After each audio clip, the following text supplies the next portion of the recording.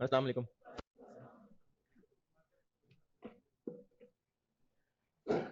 दुरूद शरीफ पढ़ना।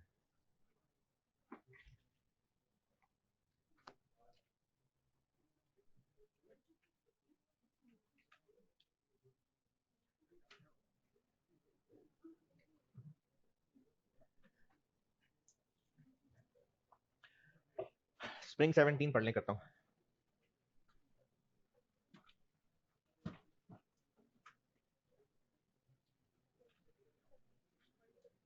Spring 17 question पढ़ लीजिए, मैं करता हूँ।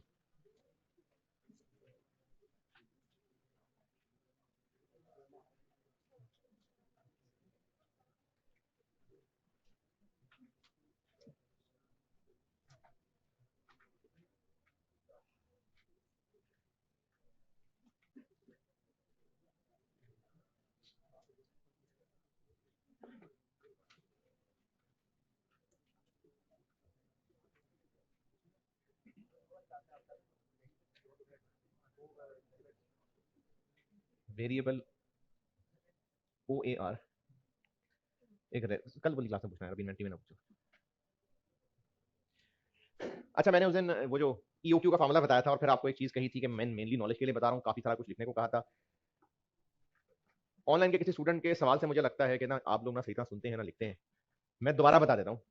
मैंने कहा था कि जो ईओक्यू की अजम्पशन है, अगर वो वाकई प्रिवेल की तो ईओक्यू बिला मुकाबला बेस्ट क्वांटिटी है, और अगर जो अजम्पशंस थी वो पूरी ना हो रही हुई तो फिर ईओक्यू को कंपेयर करना पड़ेगा। हो सकता है वो स्टिल जीत जाए, हो सकता है ना जीते। ये पूरी बात है। अगर ये पूरी बात लिखी है तो ठीक है, नहीं लिखी है तो लिख लें। ये जो रिकॉर्डिंग वाले बच्चे ना बेटा, ये अगर आप सवाब समझ के बाद लेक्चर गुजारने की करते हैं कि लेक्चर पर गुजर जाए किसी तरह, तो काम की चीज। एक तो 2x होता है, वैसे ही 2x से ज्यादा भी होता है।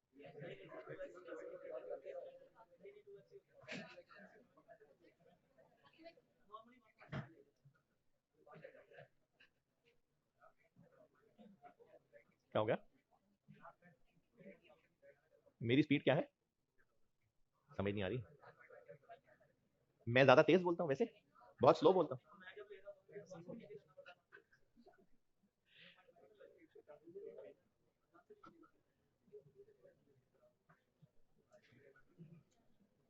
अच्छा, ये 1.5 या 2 पे करके नहीं करते होंगे ना, तो उससे जो टाइम बचाते हैं उस टाइम में क्या कर लेते हैं? अच्छा, तो वो भी टाइम बच जाता है, तो वो बचा के क्या करते हैं? वेस्ट करते हैं। एक दो टर्म्स बता रहा हूँ, एक दो टर्म्स बता रहा हूँ, अपने अल्फाज में अपने लिए लिख लें। स्प्रिंग 17 कराता हूं मैं भी, लेकिन एक दो टर्म्स बोल रहा हूं वो अपने अल्फाज में लिख लें।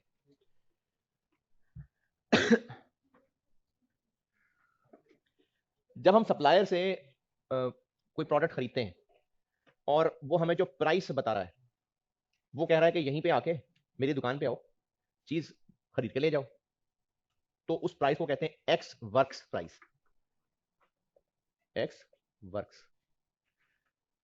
प्रोडक्ट खरीदने के लिए सप्लायर जो हमें प्राइस बता रहा है, अगर वो एक्स वर्क्स प्राइस है, तो इसका मतलब है सप्लायर कहता है जी मेरे पास आओ, चल के मेरी शॉप से आके चीज ले जाओ, रास्ता भी तुम्हारा, तुम जानो रास्ता जाने चीज जाने, मेरे पास से चीज खुद आकर ले जाओ।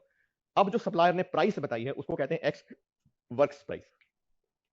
अगर आपको अभी ये नहीं समझ आ रहा क्या लिखना है तो बाकी दो नाम और सुन लें, फिर शायद कुछ बात बन जाए। एक होती है F O B price, free on board. इसका मतलब होता है कि सप्लायर कह रहा है कि मैं अपने शहर के या अपने मुल्क के पोर्ट तक लाके चीज, पोर्ट सी पोर्ट एयरपोर्ट, चीजें लोड करवा दूंगा, बाकी आपका मसला है। यानी अब सप्लायर ने अपनी दुकान से कदम बढ़ा के कहां तक पहुंचानी है चीजें? पोर्ट तक। इसको कहते हैं एफ बी। और एक होती है सी एफ आर या C and F, cost and freight, और इसी को सी आई एफ भी कहते हैं, इंश्योरेंस भी साथ शामिल हो जाती है।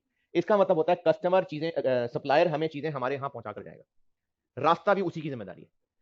ये सिर्फ कुछ नाम है, सवाल में हो सकता है नाम इस्तेमाल हो जाए, बस ये कुछ कमर्शियल टर्म्स होती हैं, ये सवाल में नाम इस्तेमाल हो सकता है, इसलिए मैंने बताई है। फर्क को खास नहीं है, सिर्फ ये नाम इस्तेमाल हुए हैं तो बता रहा हूं। दोबारा सुनिए, अब मैंने तीनों चीजें बता दी हैं तो रिपीट करता हूं। अगर सप्लायर चीज बेचते हुए प्राइस कह रहा है कि ये एक्स वर्क्स प्राइस है, इसका मतलब है कि कस्टमर ने खुद जाना है और सप्लायर की प्लेस से गुड्स पिक करनी है।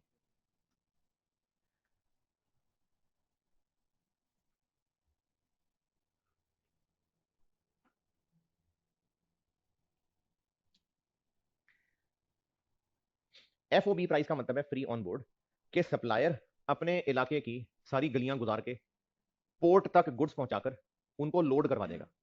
अब बाकी रास्ता कस्टमर की जिम्मेदारी है, यानी सप्लायर ने अपने शोरूम से निकाल के पोर्ट तक पहुंचानी है चीजें। अब वो एयरपोर्ट भी हो सकता है, सी पोर्ट भी हो सकता है, बस स्टैंड भी हो सकता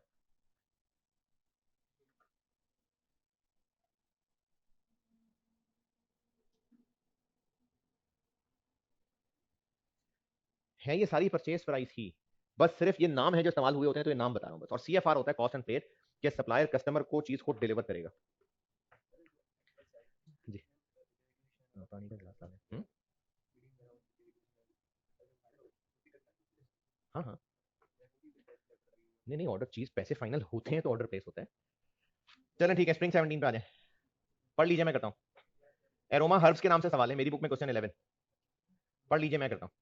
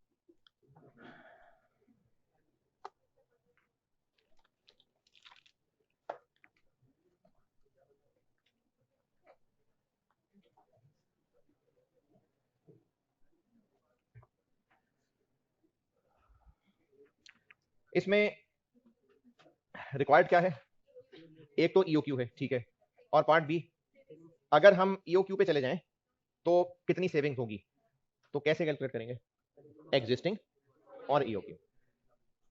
EOQ निकालने के लिए आपको ऑर्डर कॉस्ट, होल्डिंग कॉस्ट निकालनी पड़ेगी। ये मैं कर रहा हूँ स्प्रिंग 17। तो सवाल की प्लानिंग ये है कि पहले निकालना है EOQ, और EOQ 2 into annual demand into order cost per order over holding cost. Annual demand कितनी है, ये तो सेल्स है, एनुअल डिमांड तो परचेजेस होती हैं। तो अगर कोई ओपनिंग क्लोजिंग स्टॉक होता तो हम जरूर परचेजेस निकालते, तो कोई ओपनिंग क्लोजिंग स्टॉक नहीं है, तो बस फिर यही परचेजेस हैं। ये हो गई annual demand. Order cost per order, ये कहां कहां है, पॉइंट नंबर 1.2 इसमें ऑर्डर कॉस्ट है, ये तो परचेज कॉस्ट है। पॉइंट नंबर 3 ये परचेज प्राइस पे डिस्काउंट है। 0.4 होल्डिंग कॉस्ट है। 0.5 होल्डिंग कॉस्ट है। 0.6 administrative cost of processing an order is 90,000। Increase in number of purchase order would reduce this cost by 10%। तो नंबर ऑफ परचेज ऑर्डर्स बढ़ जाएंगे, कम हो जाएंगे, पता नहीं है। पहले पहला पैराग्राफ समझाता हूं। अभी इस वक्त मैनेजमेंट सोच रही है कि हम EOQ पे शिफ्ट हो जाएंगे, पहले पैराग्राफ में लिखा हुआ है। और पॉइंट 3 में लिखा हुआ है कि अगर EOQ पे चले गए तो OQ एग्जिस्टिंग से कम हो जाएगा। Using use of EOQ would reduce the quantity पर ऑर्डर, यानी अभी जितना भी है वो EOQ से बहरहाल ज्यादा है। अच्छा, अब जब अगर हम EOQ पे शिफ्ट हो जाएंगे तो नंबर ऑफ ऑर्डर्स EOQ। अच्छा, पार्ट बी में हमने करना क्या है, पार्ट बी में क्या करना है, एग्जिस्टिंग को EOQ से कंपेयर करना है। तो पॉइंट 3 में लिखा हुआ है कि अगर हम EOQ पे चले गए, use of EOQ would reduce the quantity पर ऑर्डर, यानी एग्जिस्टिंग ज्यादा है, EOQ कम है, नंबर ऑफ ऑर्डर्स EOQ पे जाने से ज्यादा हो जाएंगे। पॉइंट नंबर 6, अभी इस वक्त ऑर्डर कॉस्ट 90,000 है, administrative cost of processing an order is 90,000, is है। अगर नंबर ऑफ परचेज ऑर्डर बढ़ गए, क्यों बढ़ जाएंगे? क्योंकि ईओक्यू एक थोड़ा ओक्यू है, तो उससे क्या होगा कि ऑर्डर कॉस्ट 10% कम हो जाएगी, यानी ईओक्यू के लिए ऑर्डर कॉस्ट हो जाएगी 81,000। हाँ जी 81,000, 81 ओके। और होल्डिंग कॉस्ट ये फिर हम कर लेते हैं वर्किंग। होल्डिंग कॉस्ट में क्या क्या शामिल है? एक तो पॉइंट नंबर 4 में 1% फाइनेंस कॉस्ट शामिल है, फिर एक पॉइंट नंबर 5 में 320 भी शामिल है, तो ये दोनों ही होल्डिंग कॉस्ट है। पार्ट बी में भी जरूरत पड़ेगी तो अभी ही कर लेते हैं। पार्ट बी में होल्डिंग कॉस्ट एग्जिस्टिंग की भी तो निकालनी है ना, तो इसलिए अभी ही वर्किंग कर लेते हैं एग्जिस्टिंग और EOQ. Storage, annual storage cost कितनी है? एनुअल 320,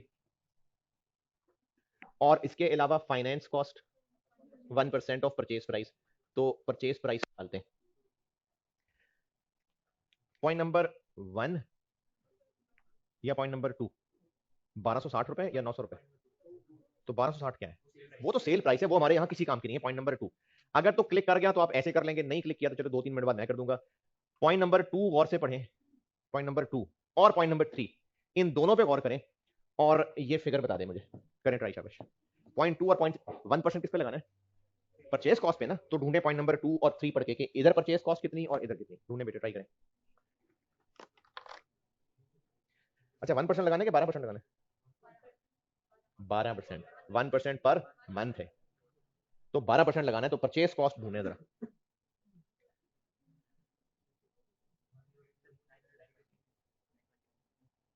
$920 और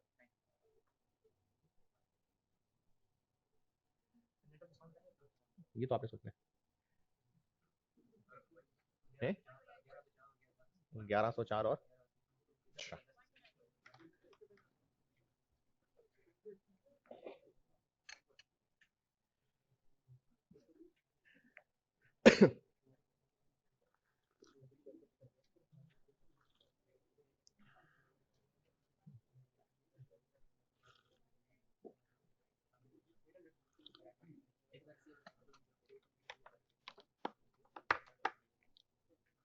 हाँ जी एफर्ट्स डन।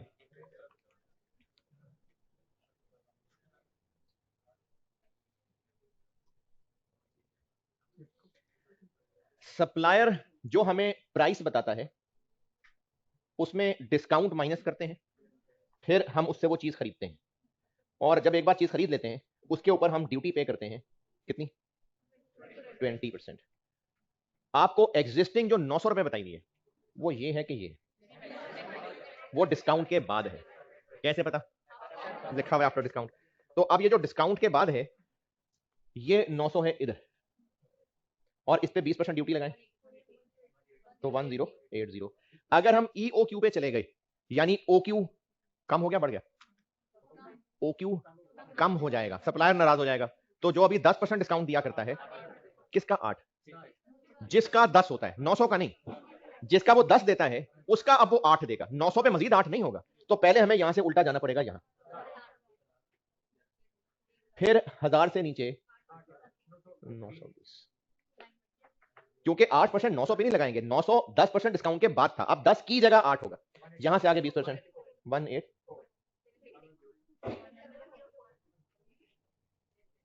और इस पे इंटरेस्ट लगा दें 12%,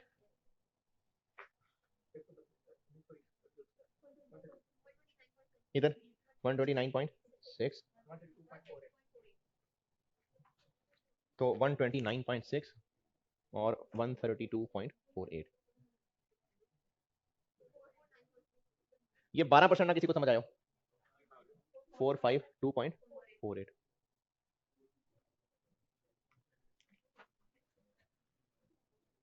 अच्छा किसी के दिमाग में मटेरियल की रेलेवेंट कॉस्ट और लेबर की रेलेवेंट कॉस्ट तो नहीं चल रही? इन्वेंट्री मैनेजमेंट, तो इस फार्मूले में कौन सी यूज करनी है? 45248, 44635, ये आ गया ईओक्यू।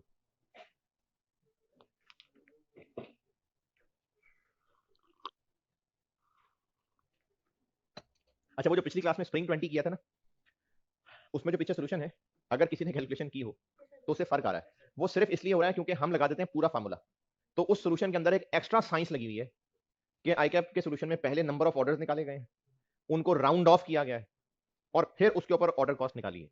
इतने शशकों की जरूरत नहीं है, आप फार्मूला लगाएं और जो आंसर आता है वो लिखें। तो वो राउंडिंग ऑफ की वजह से फर्क आ रहा है। EOQ part A. चलें वैल्यूज तो निकाली हुई हैं, अब पार्ट बी करते हैं।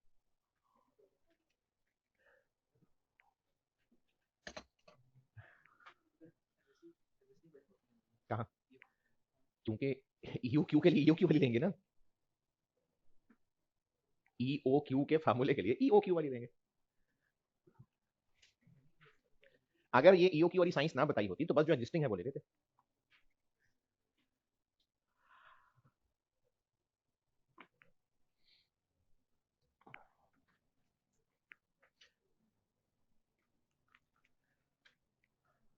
अच्छा अभी तक ये इस चैप्टर के सिर पैर समझ आ रहा है?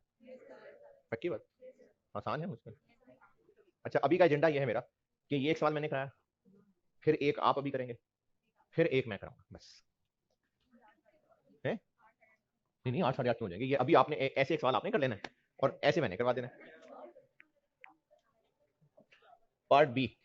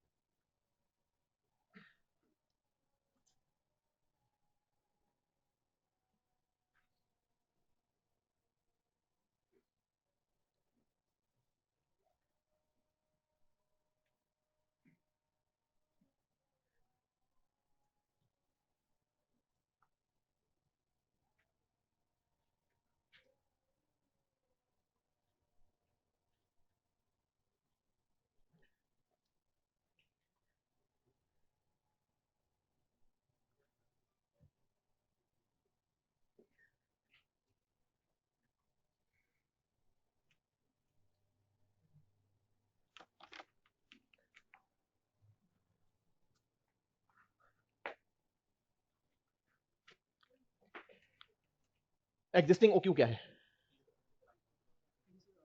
कैसे 30,000? सवाल की पहली ही लाइन में लिखा हुआ है T is imported on a 6 monthly basis, यानी हर 6 महीने बाद। साल में कितनी दफा 6 महीने आते हैं? 2 दफा। तो 60,000 एनुअल है, 2 दफा मंगवाएंगे तो एक वक्त में 30,000। तो एग्जिस्टिंग ओक्यू 30,000।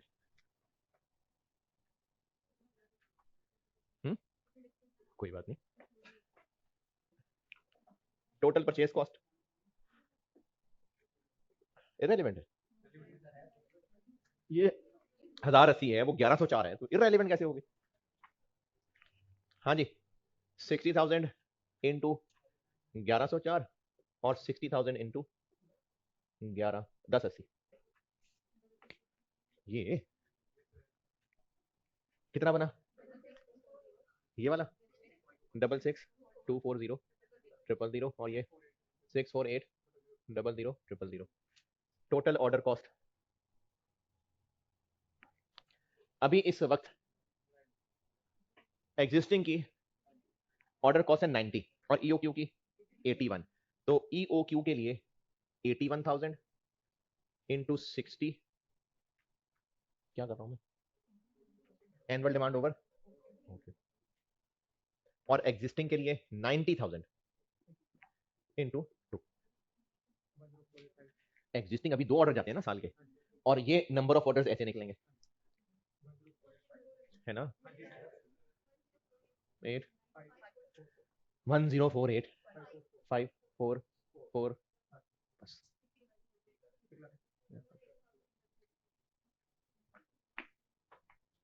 और टोटल होल्डिंग कॉस्ट ईओक्यू की कितनी है, 452.48 into OQ by 2 plus safety stock कितना है, कितना बना, पूरे साल की सेल्स कितनी, पूरे साल की सेल्स कितनी, 60,000, 15 दिन का कितना बना, 2500। और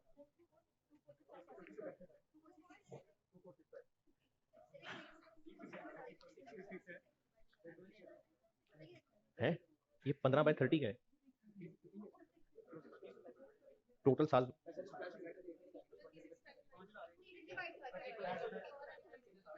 अगर कोई 360 से कर रहा है वो भी सही है, अगर कोई 365 से कर रहा है वो भी सही है। इसमें बिल्कुल भी एग्जामिनर इस बात पे नंबर नहीं काटेगा कि इसको साल के दिन क्यों नहीं आते। 360 भी ठीक है, 365 भी ठीक है, तो 2500 कर लें तो भी सही है, जिनका नहीं दिल तो वो 2400 कुछ कर लें। और एग्जिस्टिंग 449.60 इंटू सही है, इंटू 30/2 प्लस 2500, इधर 21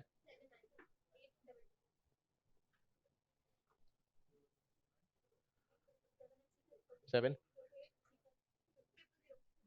तो ग्रैंड टोटल बन गया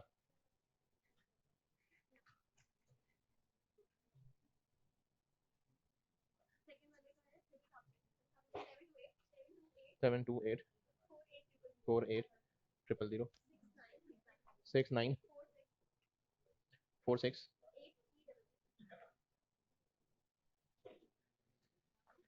तो फिर पूछा क्या है, सेविंग, तो इन दोनों का डिफरेंस, तो एनुअल सेविंग्स बन जाएंगी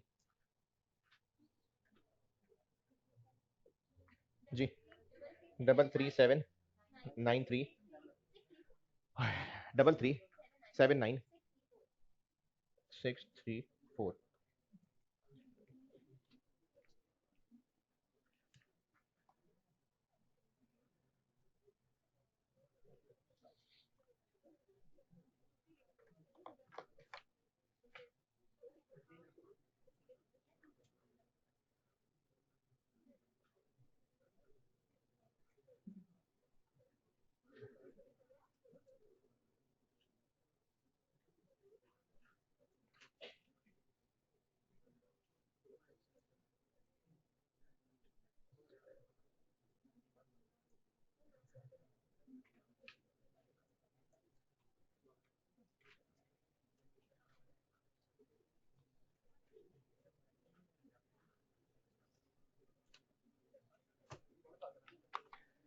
हाँ जी, ये सवाल डन। ऑटम 20 आप कर दें अभी, और उसमें एनुअल डिमांड की कैलकुलेशन अच्छी है। ऑटम 20 आप लोग अभी कर दीजिए, पिज्जा बस समझे, खिला दिया, सवाल कर दें, चले समझ लिया, आगे चलते हैं। नहीं नहीं चले समझ लिए, आप समझे, आपका पेपर हो गया पास।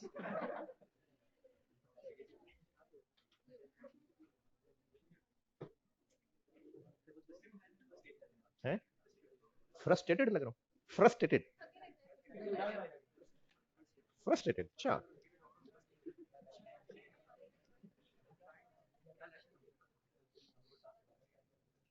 कोई बात नहीं, रोड साफ करवा के गुलबाग आ जाना। सवाल कहा है करने को, ऑटम 20, ऑटम 20।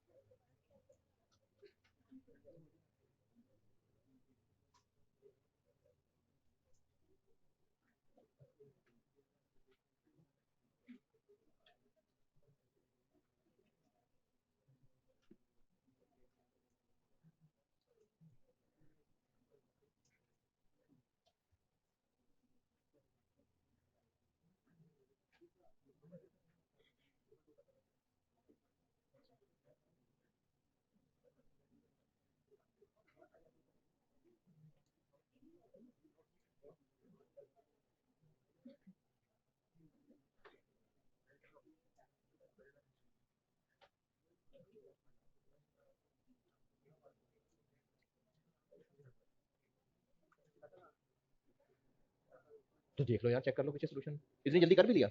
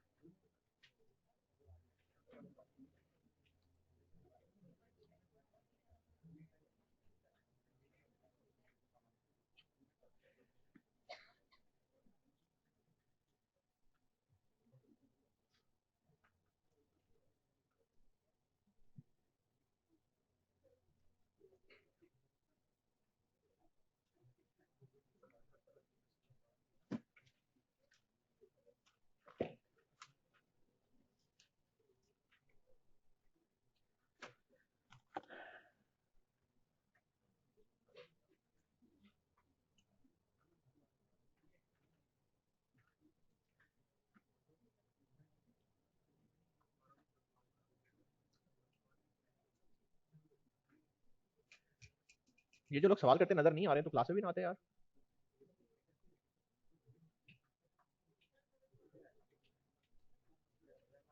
क्योंकि जिस स्टैटिक एंगल पे आप लोगों ने मुंह नीचे रखा हुआ है ना, ये सवाल करते हुए नहीं होता ऐसे।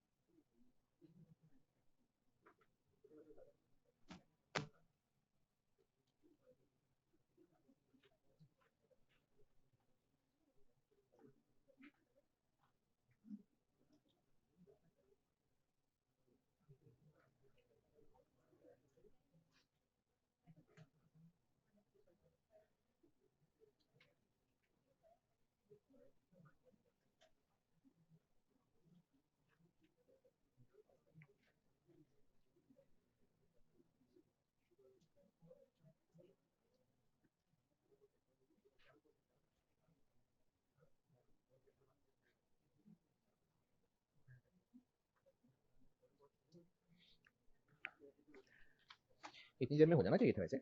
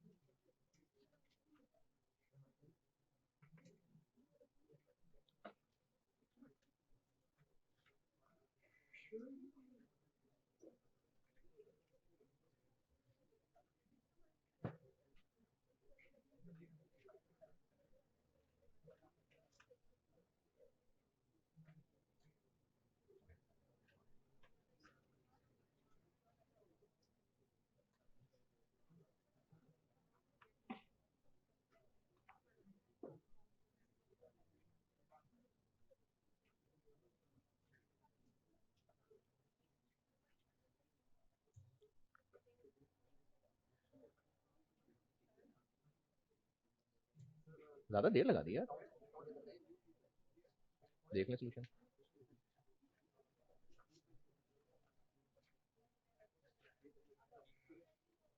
हम्म। एडमिन कॉस्ट किस में आएगी? एडमिन कॉस्ट के साथ देखे ना आगे क्या लिखा हुआ है। हाँ, एडमिन कॉस्ट पर ऑर्डर, कौन सा ऑर्डर कॉस्ट है? क्या हुआ?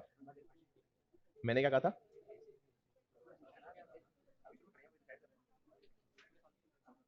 मैं, अच्छा ये, मैंने इस चैप्टर के शुरू में कहा था कि हम साल के शुरू में एनुअल डिमांड डिसाइड कर चुके, तो वो तो वही है, हमें तो उतने ही पीजे बनाने हैं। वो तो वेस्टेज चेंज होने की वजह से परचेज के किलो बदल रहे हैं। और मैंने साथ ये भी कहा था कि आपको मैं जितनी नसीहतें लिखवा रहा हूं, अकल उसको प्रिवेल करेगी। जब वेस्टेज रेफ्रिजरेशन के दौरान चेंज हो रही है, तो हमें एंड तो टोटल उतने ही पीजे बेच रहे हैं ना, और उतने पीजे के लिए 0.25 किलो चाहिए चीज। अब अगर रेफ्रिजरेशन में नुकसान हो रहा है तो हम सप्लायर से अकॉर्डिंगली वो इनकॉर्पोरेट करके खरीदेंगे। इसमें एनुअल डिमांड निकालने के लिए 4850 क्या है? 4850 number of pizza per week, साल के करने हैं तो इंटू 52, लेकिन पिज्जे तो नहीं खरीदना, हमने तो चीज खरीदनी है। तो एक पिज्जे में चीज जलती है 0.25, ये निकलेंगी जो हमें टोटल चीज किलो चाहिए। लेकिन रेफ्रिजरेशन में नुकसान होगा, तो आपको कहा था कि चाहे स्टोरेज में नुकसान हो, चाहे ट्रांजिट में नुकसान हो, चाहे प्रोसेस में नुकसान हो, एनुअल डिमांड के लिए लॉस इनकॉर्पोरेट करना पड़ेगा। तो इस सवाल में एक थोड़ा सा डिफरेंट पॉइंट ये था कि दोनों में एनुअल डिमांड फर्क आ रही है, और उसके मुताबिक फिर दोनों ऑप्शन सॉल्व होनी है।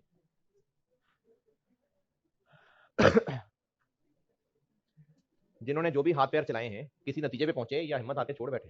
पहुंच गए, समझ भी आ गई, पक्की बात है। सोल्यूशन देख लें और जो चीज पूछनी है पूछ लें। फाइनेंस कॉस्ट 1.5% पर मंथ दी हुई है, तो उसको 12 से मल्टीप्लाई किया है और अकॉर्डिंगली परचेज प्राइस से मल्टीप्लाई किया। जी जी, नहीं आप पूछ रही हैं कि 1140 कैसे निकला। अभी इस वक्त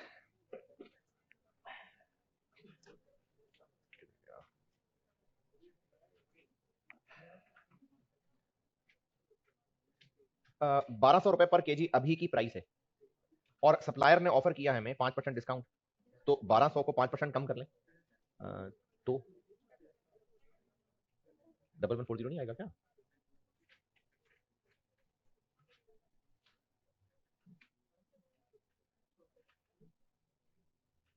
जी, जो जहां पहुंचे इसका सोल्यूशन देखें और जो परेशानी है बताइए।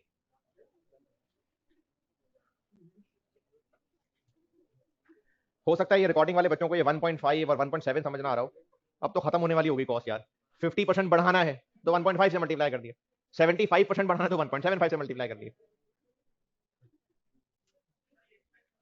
जी हाँ, इंस्पेक्शन कॉस्ट होल्डिंग कॉस्ट होती है कि ऑर्डर कॉस्ट होती है? और अगर कंफ्यूजन है तो थोड़ी सी अंग्रेजी पे ध्यान दें, क्या लिखा हुआ है पर, तो होल्डिंग कॉस्ट होगी, पर ऑर्डर करके दी हुई है तो ऑर्डर कॉस्ट ही होगी ना। क्या हुआ? लास्ट टाइम होल्डिंग कब थी? ओवर लिमिटेड में होल्डिंग तो थी नहीं, मैंने इग्नोर इसलिए करवाई थी क्योंकि total for the year same answer आना था। ये तो है पर ऑर्डर करके दी हुई है। अब जब एक कॉस्ट पर ऑर्डर दी हुई है तो वो ऑर्डर कॉस्ट होगी ना, होल्डिंग कॉस्ट कैसे होगी? दी ही पर ऑर्डर है तो इसका तो वो ऑर्डर कॉस्ट है।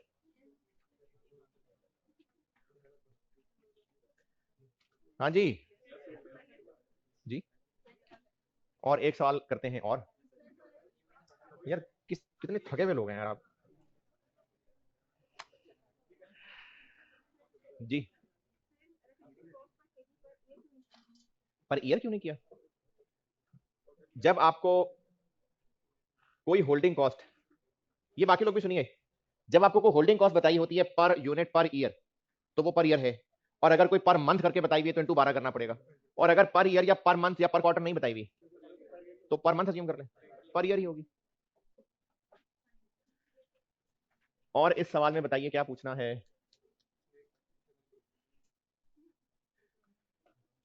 चलें, अभी तो मैं ही बहुत एग्जॉस्टेड हूँ। ठीक है, अल्लाह हाफिज।